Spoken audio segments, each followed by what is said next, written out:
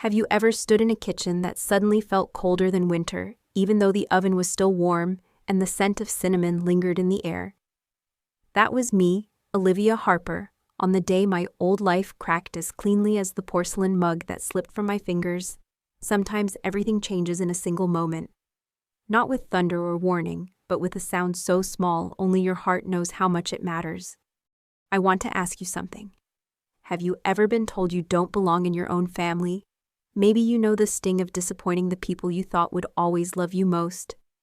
Maybe you felt it too, the hollow silence after an argument, the way a parent's voice can thunder and break your world. Before I tell you what happened, I want you to pause and think, what would you do if the place you called home suddenly closed its doors on you? Share your answer in the comments. I promise I read every single one. Let's go back to that night. I was just 22, a recent college grad, juggling big dreams and a secret no one knew. That secret was growing under my heart, making every day heavier with hope and fear. I was never the golden child, never the one who made family photos feel complete. My father David believed in hard rules and harder love. My mother Eleanor always folded her doubts into silence like shirts she tucked deep in a drawer. I guess I'd always been the gentle rebel, quiet but unwilling to be molded. When the mug shattered, so did my secret. My father's voice filled the kitchen, sharp, demanding, almost desperate. My hands were shaking, but my voice was steady. "I'm pregnant," I said. I half expected tears, or maybe even a hug. Instead, the world fell silent. My mother's lips trembled. My father's face hardened as if love was a luxury reserved only for the obedient. In that moment, it didn't matter who the father was, or how much I loved the child inside me. All that mattered to them was that I had broken the rules. There are moments in life when you realize love isn't always unconditional. My family's love, I discovered, had fine print. I was told to pack my things to learn how the real world works if I wanted to act like an adult. No one asked if I had a plan. No one asked if I was scared. They just made it clear I wasn't welcome anymore. I looked at my mother hoping for a lifeline, but she just shook her head and whispered, "You're a disappointment." That hurt more than anything. That night I left home with nothing but a battered duffel bag and a heart full of questions. Would I survive? Would I ever belong again? The world outside was cold, but there was a strange kind of fire inside me too. A quiet resolve I didn't know I had.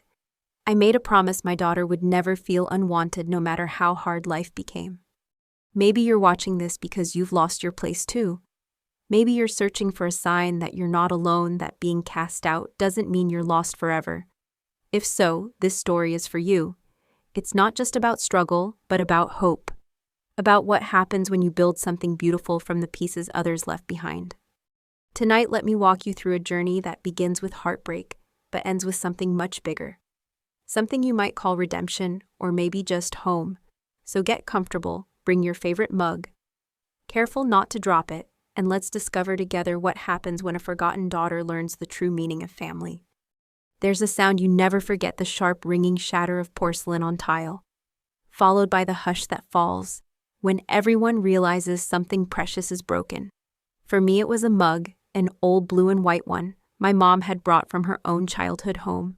I remember the way it slipped from my hand, how it spun once on the way down, how every tiny piece seemed to echo in the silence that followed. The crash was loud, but my father's voice was louder. "Olivia! What have you done?" he thundered, his footsteps heavy on the kitchen floor. My mother, startled, stood at the doorway, her arms still full of folded laundry, her eyes wide with a worry I'd only seen in storms and emergencies. It wasn't just about the mug, though. That moment, so small and ordinary, was a breaking point for everything that had been held together too tightly for too long. My father, David Harper, was the sort of man who believed in rules more than reasons. In our house, love was measured by obedience, and mistakes were lessons you paid for. My mother, Eleanor, always did her best to soften things, but years of walking on eggshells made her gentle voice easy to overlook. Our home was tidy, filled with traditions, but there was never quite enough space for questions or dreams that didn't fit the Harper mold. So when I blurted out, "I'm pregnant," I didn't just break a rule. I broke the unspoken contract that had held our family together, the contract that said I would follow their path, not my own. My father's face turned to stone. My mother's voice shrank to a whisper. No one asked who the father was. No one asked if I was scared or needed help. The only thing they wanted to know was how I could have let them down. I tried to stand tall to keep my voice steady as I said, I love my child, and I'm keeping her. In that instant, I realized how small the circle of acceptance could become when you step outside the lines. Looking back, I understand now that some families, even loving ones, struggle with the difference between protection and control. My father's anger was rooted in fear of what people would say, fear that I would lose the future he imagined for me. But fear is a poor architect for love. When parents let fear set the rules, they build houses with locked doors and shuttered windows, places where secrets and shame fester in the dark. It took one broken mug, one confession to show me the cracks in our foundation had been there all along. The lesson, I think, is this: when you love someone, you have to let them live their own life, even if it scares you. Sometimes the greatest gift you can give is the freedom to fall, to make mistakes, to find their own path back home. My parents couldn't do that for me, not yet. Their fear pushed me out, but it also pushed me forward. I left that night not just because I had to, but because for the first time I knew I wanted something more than their approval. As I closed the door behind me, duffel bag in hand, the cold Georgia night pressed in, and I realized I was stepping into the unknown. There was grief, yes, but also the first flicker of freedom. What I didn't know yet was how difficult, how lonely, how hungry, how uncertain the days ahead would become. But in every ending, there's a seed of a beginning, and sometimes the pieces that shatter are the ones you use to build something new. That was my first lesson, and it would not be my last. The first night alone is never just about being alone. It's about realizing how much you took for granted, how the walls you once called home could feel so much colder from the outside. I found myself standing on the porch, the world shrunken down to the weight of a single duffel bag, every memory of childhood clinging to the sleeves of my coat. The taxi that dropped me off at the small rental house seemed too eager to speed away, headlights vanishing into the darkness. It was only 8 miles from my parents' front door, but it felt like another country, a place where my name suddenly meant nothing to anyone. Inside, the air was stale, heavy with the smell of dust and old carpet. There was no furniture, just a stained mattress I'd found secondhand, and a single lamp that flickered with every breeze from the cracked window. I sat on the floor, knees hugged to my chest, eating canned soup straight from the tin. No one called. No one texted to check if I'd arrived, not even my mother. That hurt more than I cared to admit. On the walls, someone else's thumbtack holes told the story of past lives, students, families, maybe dreamers like me, all leaving something behind when they moved on. I'd always assumed, as most of us do, that family was a safety net you could never fall through. But that night, I discovered the net had holes, and I was tumbling fast. My world shrank to survival, rationing groceries, stretching every dollar from the part-time job I'd started in secret, fighting off the shame that crept in every time I saw a family together at the grocery store. I remember sitting at the bus stop, watching a mother hold her daughter's hand, wondering if my own mother missed the weight of mine. It's a strange ache, the kind you can't talk about because it makes you feel foolish and exposed. What surprised me was how quickly the outside world made its own judgments. Word travels fast in small-town Georgia. Neighbors who once smiled across white picket fences now turned away. Old friends stopped responding.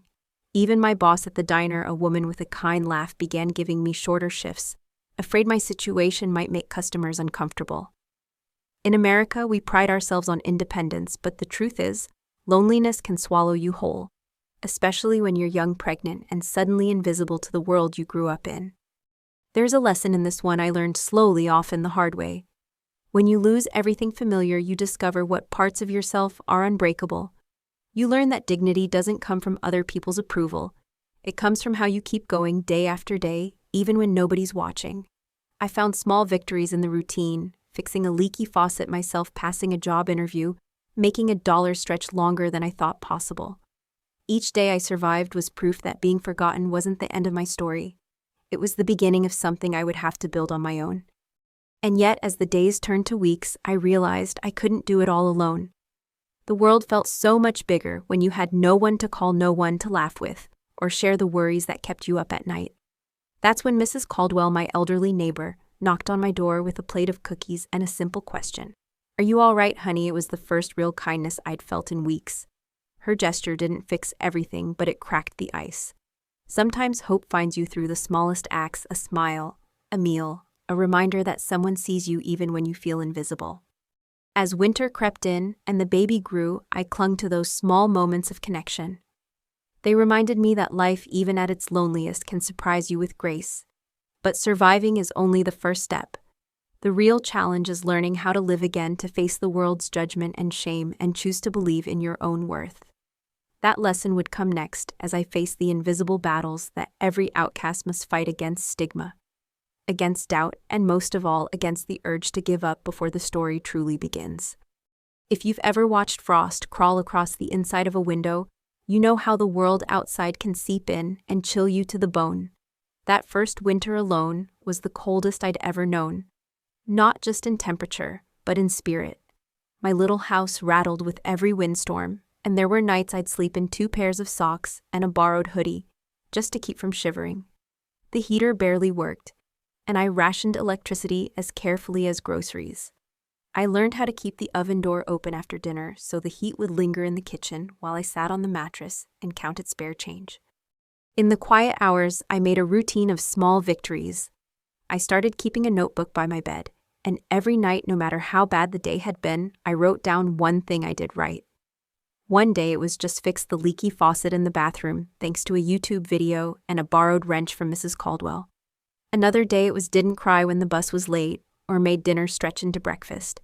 I didn't tell anyone, but those little entries felt like medals pinned to my soul.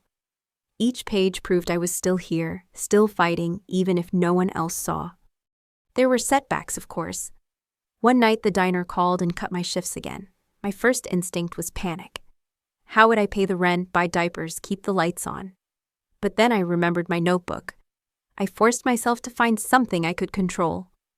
I applied for every temp job I could find, from call centers to cleaning offices. Some weeks the work was humiliating, taking out other people's trash, listening to strangers yell about lost packages, or coming home with aching feet and greasy hair. But there was pride in doing what needed to be done. I realized that sometimes surviving isn't pretty.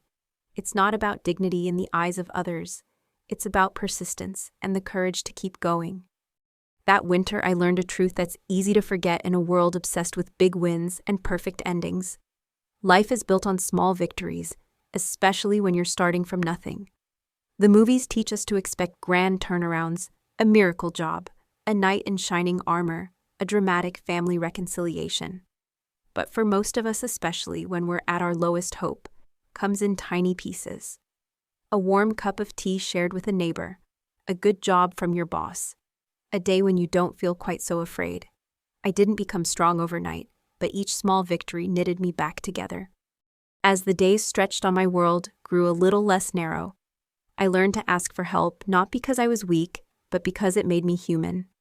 Mrs. Caldwell offered me her old rocking chair for the baby's room. My bus driver began saving me a seat when the weather turned ugly. Even my landlord, a gruff man who barely spoke, fixed the heater for free when he saw how I bundled up. Every act of kindness made the house feel more like a home, less like an exile. By the time the first buds appeared on the dogwood trees outside, I could look back at that winter and see it for what it was. Not just a season of hardship, but a season of growth. I was still alone, still scraping by, but I'd built something that no one could take from me: a quiet resilience. The lesson I carried was this: you may not control what happens to you, but you can always control how you show up for yourself. Even in the coldest seasons, you can choose to keep the light on. With spring came new battles, some I expected, and some that caught me off guard. The world was still quick to judge, and the hardest fights were often the invisible ones: the shame, the stares, the gossip that floated like pollen on the breeze. But I'd survived the cold, and with each sunrise, I felt a little more ready to face whatever came next. If you've ever walked down a familiar street and felt suddenly invisible, you'll know the strange pain of being seen but not welcomed. As my belly grew, so did the curiosity and the judgment in my small Georgia town. At first, people's stares made my cheeks burn.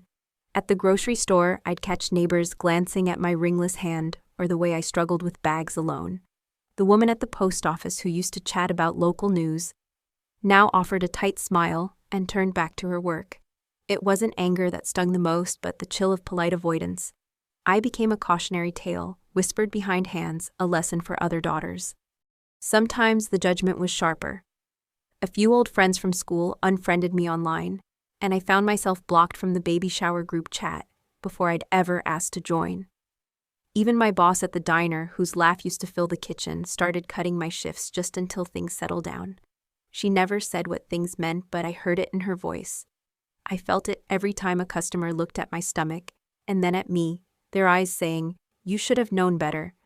In America, we like to say we champion the underdog, but there's a loneliness to being on the outside that the movies rarely show.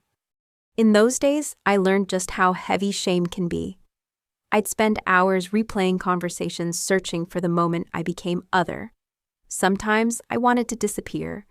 Other times, I felt a strange urge to shout my story from the rooftops, just to remind people that behind every rumor is a real person living, breathing, hoping for something better. The invisible battles were the hardest to fight: the urge to explain myself, to apologize for choices that belonged to me, alone, to wish for understanding from people who had already made up their minds. What changed wasn't the world around me, but how I chose to show up in it. I started standing a little taller, letting my eyes meet the ones that judged. At the market, I'd greet people by name, asking about their kids or their gardens. Sometimes that cracked the ice. Sometimes it didn't. I began volunteering at the local library, reading to children, proving, if only to myself, that I could still be someone others trusted. When shame threatened to shrink me, I reminded myself that dignity isn't given. It's claimed day by day in the quiet choices that only you can see. The lesson I learned was simple but hard one: people will always have opinions, but you don't have to live inside their judgments. The world can be harsh, but self-respect is built from within. If you know your own worth, no rumor can truly steal it from you. Even so, I realized I didn't have to face every battle alone. Sometimes reaching out for help is the bravest thing you can do. That truth became clear when I met Dr. Ruth Elkins, someone who saw beyond the surface and believed I had value, not in spite of my struggles, but because of them. There's a saying that when the student is ready, the teacher appears. For me, she arrived on a Thursday morning in a pair of scuffed-up boots and a coat that had seen too many Georgia winters.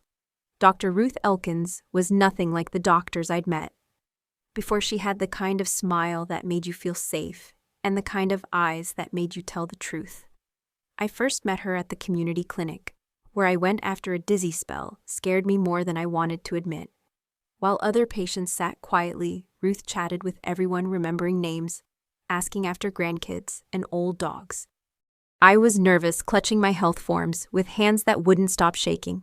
Ruth glanced at my address and raised her eyebrows. "The old Miller house, huh?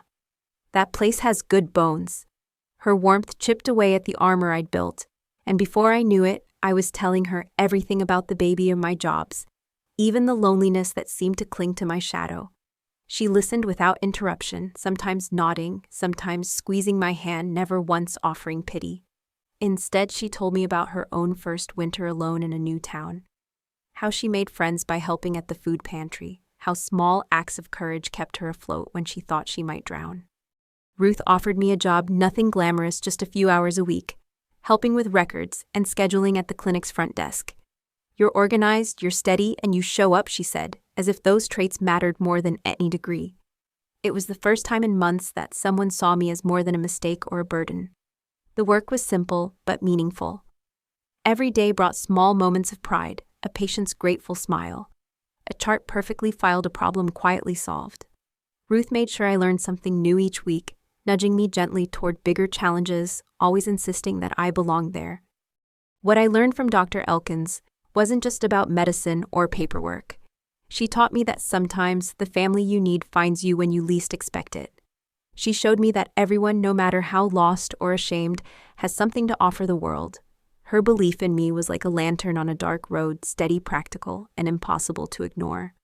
For the first time, I saw myself as someone who could build a new story, one page at a time.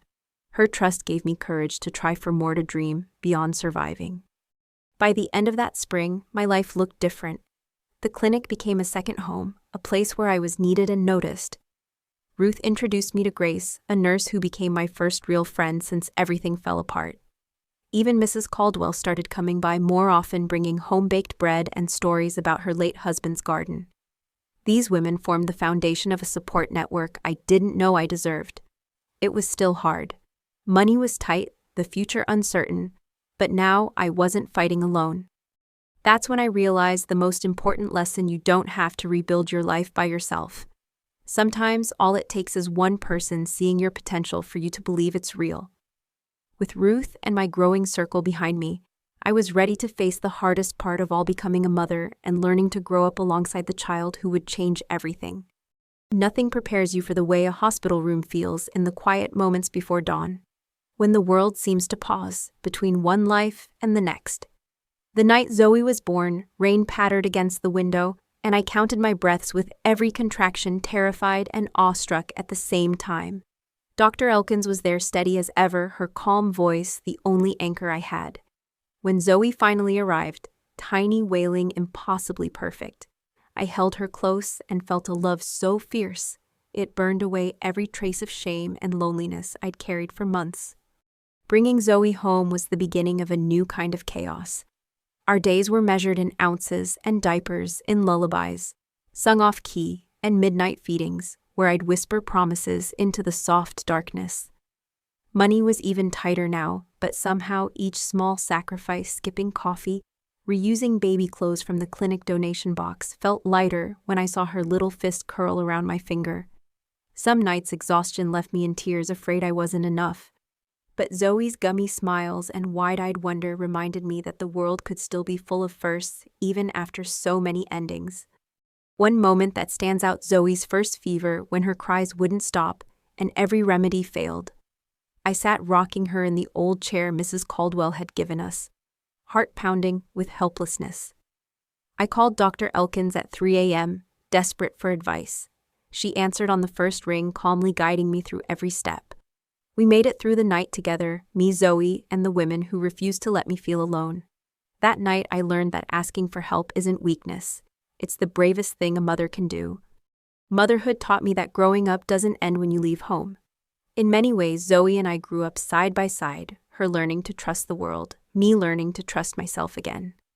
I started to see each challenge as a lesson, not a punishment.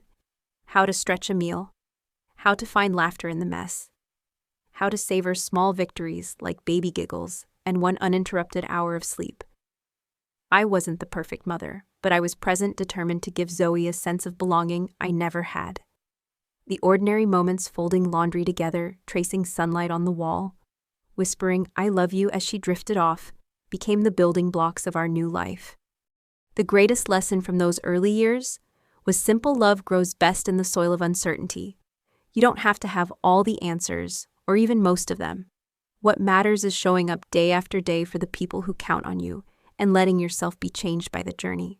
With every step forward, I was writing a new story, not just for me, but for Zoe. And as she learned to walk, I learned to hope again, ready to take on the world not as an outcast, but as someone determined to thrive. As Zoe grew, so did my sense that I couldn't just survive. I needed to build something lasting, something that would carry us further than the next paycheck. For a long time, my definition of success had been handed down from others: a steady job, a tidy house, a picture-perfect family. But I was learning that real success doesn't always look the way you expect. Some mornings, it meant waking up before dawn to study accounting videos on my phone, squeezing in lessons between bottle feedings and daycare drop-offs. Other days, it meant swallowing my pride and applying for jobs I never thought I'd want, just to keep the lights on. My first big step was taking a leap at the clinic, offering to handle more complex scheduling and dipping my toes into basic bookkeeping. I made mistakes, accidentally double booking appointments, misplacing invoices, fumbling through new software. I could have let the embarrassment stop me, but Ruth nudged me forward, reminding me that learning is messy and that nobody masters a new skill overnight. Every time I fell short, I tried to find the lesson: how to stay organized, when to ask questions, how to recover gracefully. With each mistake, I became just a little more confident, a little more willing to risk failure in pursuit of something better. What surprised me most was how these small risks began to open new doors. I landed a part-time job as an assistant in the clinic's finance office, then picked up evening work helping local businesses with their accounts. My world got bigger as I got braver. I networked at library events, watched online webinars on budgeting, and leaned on Grace and Mrs. Caldwell for babysitting swaps when interviews ran late. There were days when it felt like I was spinning in place, making barely enough to cover rent. But there were also breakthroughs. A glowing review from a supervisor, a new skill mastered the first time I bought Zoe a new dress instead of a used one. Through it all, I discovered that success for me meant progress, not perfection. It was about showing Zoe that setbacks don't define us. It's the getting up that counts. I learned to measure my worth not by job titles or approval from others, but by the small, consistent ways I showed up for my daughter and for myself. The lesson I want Zoe and anyone listening to remember is this: the mold you were handed isn't the only one that exists. You get to shape your life one choice at a time, and each step, however small, is worth celebrating. By the time Zoe started preschool, I had a steady rhythm of work and study. Our home, while modest, was filled with laughter, the smell of Mrs. Caldwell's bread, and the joyful mess of crayons and books. I was still learning, still reaching, but I was no longer afraid to fail. And as I prepared for new challenges, balancing old wounds with the possibilities ahead, I knew that our story was far from finished. The next chapter would test me in unexpected ways, especially as the past came knocking, bringing with it questions I'd tried so long to keep buried. There comes a time in every parent's journey when the questions you've tucked away quietly begin to surface, as relentless and gentle as the tide. For years, I kept the truth of Zoe's father, Ethan Kim, close to my heart. When I first found out I was pregnant, Ethan was a young medical resident, brilliant kind, but burdened by a family whose expectations weighed as heavily as my own. He wanted to help, offering money and support when I told him about Zoe, but his family's vision for his future didn't include a child born outside of marriage, much less a young woman who'd been cast out by her own. I made the choice then to protect Zoe, and maybe Ethan too, by raising her on my own terms, away from the negotiations and compromises that so often pass for love. As Zoe grew older, her questions grew braver. One evening after a school family tree project, she sat on my lap and asked, "Mom, why don't I have a daddy like the other kids?" My heart clenched, unsure how to balance truth and tenderness.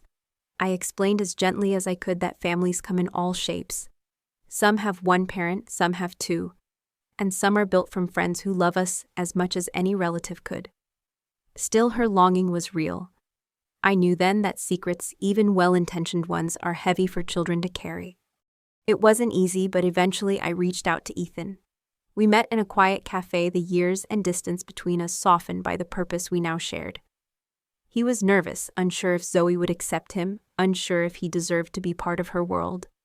I was cautious too, protecting the small, hard-won peace we'd built. We took it slow, letters at first, then a call on her birthday, and finally a visit to the park where Zoe could meet him on her own terms. Watching her giggle as Ethan pushed her on the swings, I realized forgiveness is a door we open for our children as much as for ourselves. The lesson I learned in those months was humbling. No matter how fiercely you guard your child, the world will always have a claim on their story. My greatest act of love wasn't shielding Zoe from the truth, but trusting her enough to let her ask questions and find answers for herself. Opening the door for Ethan to know her didn't erase the years I spent alone, but it added new chapters to our family's story, ones that included grace, growth, and the possibility of second chances. Of course, not everything was simple. Blending Ethan into our lives took time and care, and there were awkward moments and tears along the way. But as Zoe's world grew bigger, so did mine. For the first time, our little family felt less like an island and more like a bridge spanning differences, forgiving old hurts and welcoming whatever the future might bring. Just as I began to believe our new normal might finally hold a letter, arrived one with my parents' return address and an invitation to face the oldest wounds of all. The letter from my parents arrived on an ordinary afternoon tucked between bills and grocery flyers. The handwriting was shaky but unmistakable, my mother's careful loops, every letter shaped by years of unspoken words. "We heard you're nearby. We'd like to meet you and Zoe." My heart raced as I read it, torn between hope and caution. For years I'd rehearsed what I'd say if this moment ever came. I imagined angry speeches or tearful reunions, but the reality was quieter, heavier with uncertainty. Did I owe them forgiveness? Would opening the door only reopen old wounds? After days of reflection, I agreed to meet. I cleaned the house extra carefully that morning, nerves prickling as I set out Zoe's favorite dress and baked Mrs. Caldwell's bread to fill the kitchen with warmth. When the doorbell finally rang, I saw my parents standing together, older, softer, their pride worn thin by time. Zoe peered from behind my legs, wide-eyed and curious. My father's voice, always so commanding, trembled as he said my name. My mother's eyes filled with tears the moment she saw Zoe's shy smile. We sat in the living room, the silence punctuated by Zoe's questions and the clinking of coffee cups. My parents struggled to bridge the gap between who I'd become and who they remembered. My father apologized, not with grand gestures, but with quiet admissions of fear and regret. He admitted that his need to control had cost him not just a daughter, but years of love and memory. My mother confessed to sleepless nights, to prayers for a second chance. I didn't have all the answers, but I listened, letting the words settle where they needed to. Zoe brought out her drawings showing her grandparents the family we had built in their absence. That afternoon taught me that forgiveness doesn't erase the past, but it can soften its sharpest edges. Reconciliation is rarely perfect. There are scars that will never fade, but choosing to open your heart, even just a little, can make room for something new. I realized that letting go of anger was less a gift to my parents and more a gift to myself and Zoe. I could set boundaries, honor the pain, and still invite healing into our lives. By the time the sun dipped below the rooftops, we had shared stories and laughter that once felt impossible. My parents left with a promise to try again, not to rewrite the past, but to be present for the future. As I watched them walk away, I felt lighter than I had in years, the burden of old disappointments finally loosening its hold. Zoe squeezed my hand and asked if we could visit the park, her eyes bright with hope. In that moment, I knew our story was moving forward, built not just on second chances, but on the courage to let love in. With the door closed softly behind my parents, sunlight spilling through the window, I was struck by how different home felt, now lighter, softer, filled with a kind of peace I hadn't dared hope for. The old wounds weren't gone, but they no longer shaped every room.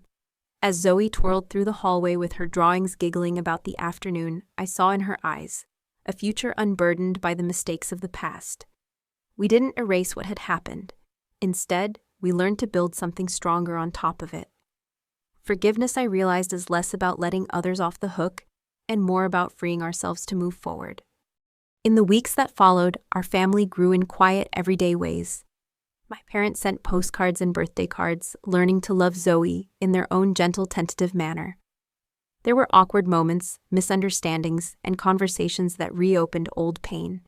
But there were also small miracles, my father planting flowers in our yard, with Zoe, my mother teaching her how to bake the same bread she made for me as a child. These ordinary acts strung together began to stitch a new kind of family, one rooted not in perfection but in presence and effort. Looking back, the lesson I hope Zoe remembers is that family isn't a title given by birth alone. It's the result of choices, resilience, and forgiveness. She'll grow up knowing that love can bend and mend, that she is worthy of kindness and respect, no matter what storms may come. Our story is no fairy tale, but it's ours, full of bruised hearts, hard-won laughter, and second chances. I want her to know that her mother didn't give up, not on herself, not on hope, and never on the possibility of healing. On quiet evenings, I still catch myself thinking about those early days, about the cold nights, the judgment, the ache of being forgotten. But then I see Zoe curled up beside me, our home, buzzing with the gentle chaos of new beginnings. And I remember the truest legacies are built not from the pain we inherit, but from the love we choose to pass on. For anyone listening who feels alone, unwanted, or broken by the people meant to protect you, this is your invitation. You can build your own family, shape your own story, and forgive what once held you back. As our story moves forward, I hope you carry this lesson too. That hope belongs to those brave enough to begin again, and that forgiveness is a gift you give yourself. Our journey isn't over, it grows with each new day, every laugh, every act of kindness. And for the first time, I believe that's more than enough. If this story touched your heart, or if you've ever felt like you had to rebuild your life from broken pieces, I'd love to hear from you. Share your own journey or your thoughts in the comments below. Your voice might just give someone else hope tonight. If you found comfort or courage here, please like this video and subscribe for more real stories of resilience, family, and second chances. And if you know someone who needs to hear that, it's never too late to start again, feel free to share this with them. Remember, your story matters, and the best chapters might still be ahead. Thank you for being here with us.